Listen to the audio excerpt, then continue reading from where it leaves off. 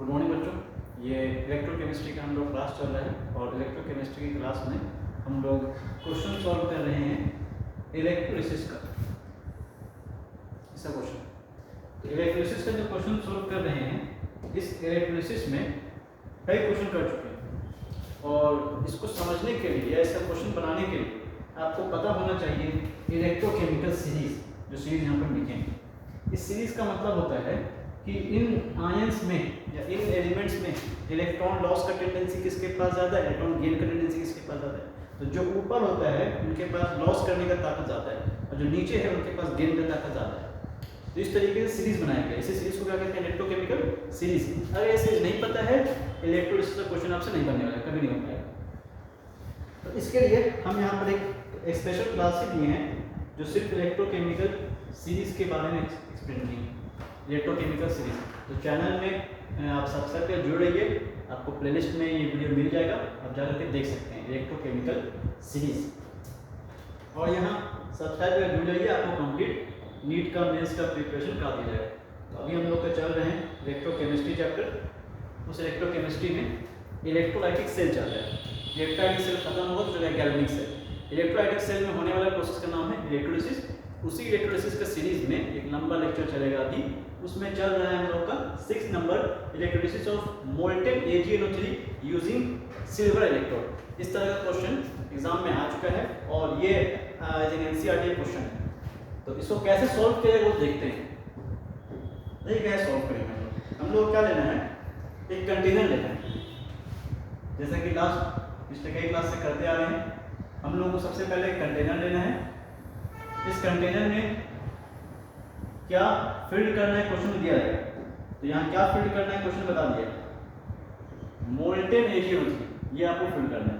तो molten AgNO3 का मतलब क्या है, एक सॉल्ट है AgNO3 का जो कि AgNO3 का सॉल्ट है जो कि मोल्टेन फॉर्म में है। Molten AgNO3। तो मोल्टेन AgNO3 का मतलब क्या है, पिघला दीजिएगा तो इनमें जो आयंस है वो टूट जाएगा, अलग हो जाएगा। तो इसमें कौन कौन सा आयन है अगर आप ध्यान दीजिएगा तो AgNO3 में आपको कौन कौन सा आयन मिल रहा है। AgNO3 में आपको मिल रहा है Ag+ और NO3-। कैसे पता चलेगा, AgNO3 में दो पार्ट है, Ag और NO3। तो Ag क्या होता है, Ag+ और NO3 क्या होता है, NO3-। यहाँ से आपको मिल जाएगा। तो इस तरीके से पहले आप क्या करिए, इनको तोड़ दीजिए। तोड़ करके सोचिए इसमें क्या है। तो इसमें Ag+ है और साथ में क्या है, NO3-। अब इसमें इलेक्ट्रोड किस चीज का लिया गया है, तो इलेक्ट्रोड देखिए हम प्लैटिनम का बोल रहे हैं, Ag का बोल रहे हैं। किस चीज का इलेक्ट्रोड है, Ag का।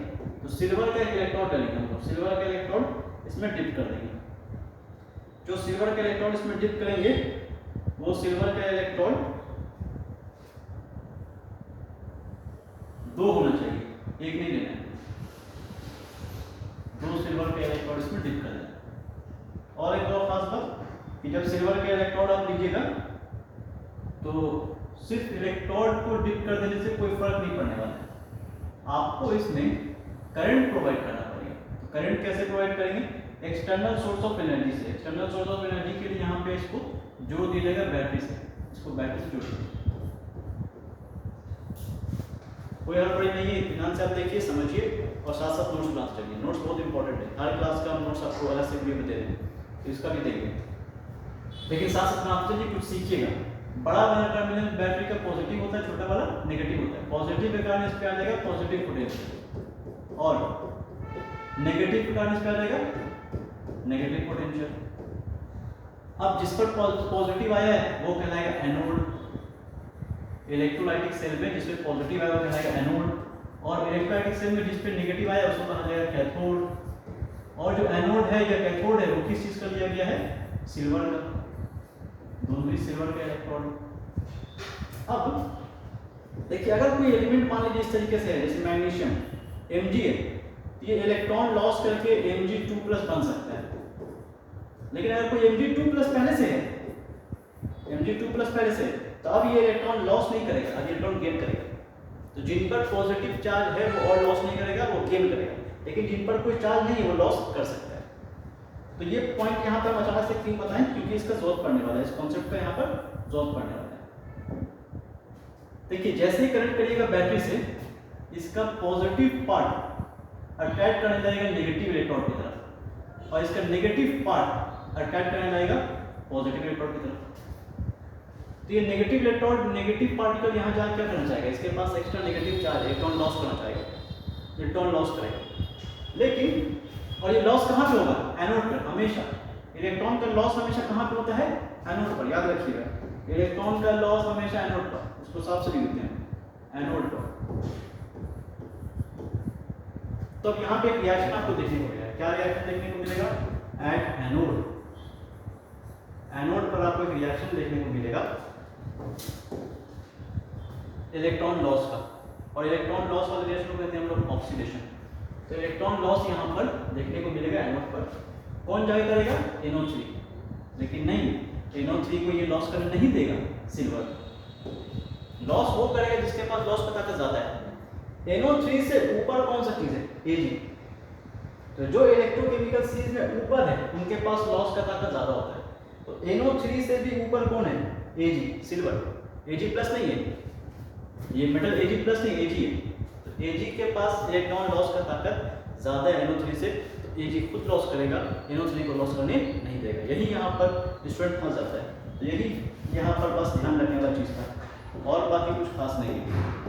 तो सिल्वर का जो इलेक्ट्रोड है Ag, वो इलेक्ट्रॉन लॉस करेगा, लॉस करने के बाद बन जाएगा Ag प्लस, और एक इलेक्ट्रॉन को लॉस कर देगा। अब जैसे ही इलेक्ट्रॉन लॉस हुआ, इलेक्ट्रॉन लॉस होने के बाद यहाँ इलेक्ट्रॉन आया, ये इलेक्ट्रॉन घूम करके यहाँ से यहाँ पहुँच जाएगा। अब इस इलेक्ट्रॉन को लेने के लिए जाएगा। एक्चुअल में वो यहाँ पे हुआ क्या, यहाँ पे ये हुआ कि जो यहाँ पर का Ag प्लस का पार्टिकल था, इसको आप ऐसे समझिए, यहाँ पर का जो Ag प्लस का पार्टिकल है, गोल गोल क्या है, सब Ag प्लस का पार्टिकल है। तो एक्चुअल में Ag प्लस का पार्टिकल यहाँ से हट गया, यहाँ से Ag हट गया, और यहाँ से Ag हटने के बाद यहाँ से Ag प्लस का पार्टिकल हटा, Ag हटा, और क्या बन गया, Ag प्लस, और आ करके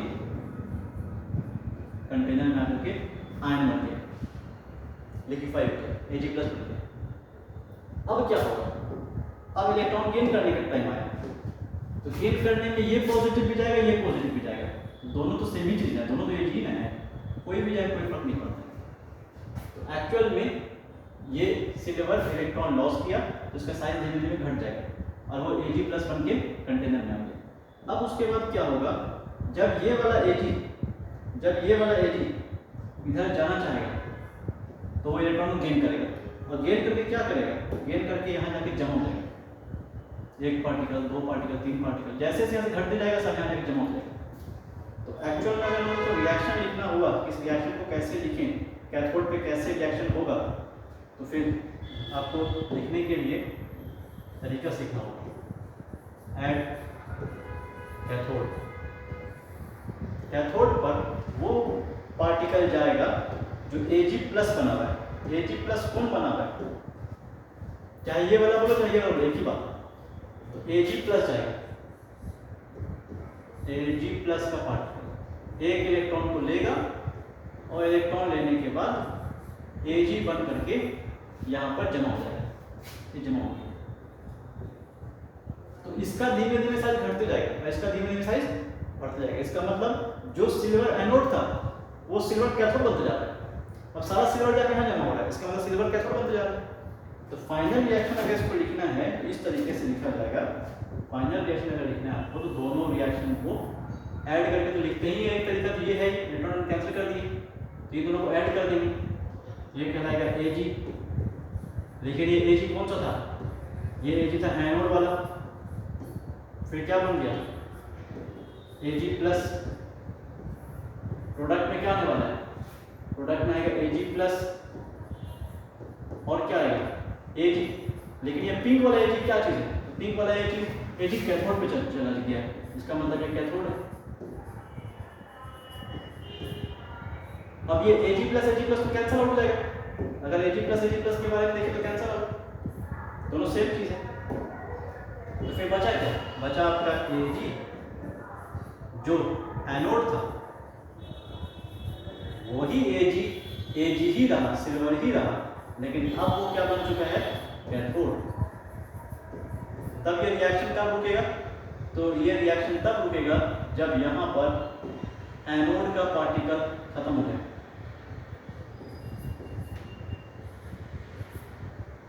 तो एजी जो एनोड है खत्म हो जाएगा, कन्वर्ट किसमें हो जाएगा, कैथोड में। फाइनली रिएक्शन कब स्टॉप हो जाएगा, फाइनली रिएक्शन तब स्टॉप हो जाएगा जब सारा का सारा एजी का पार्टिकल खत्म हो जाएगा।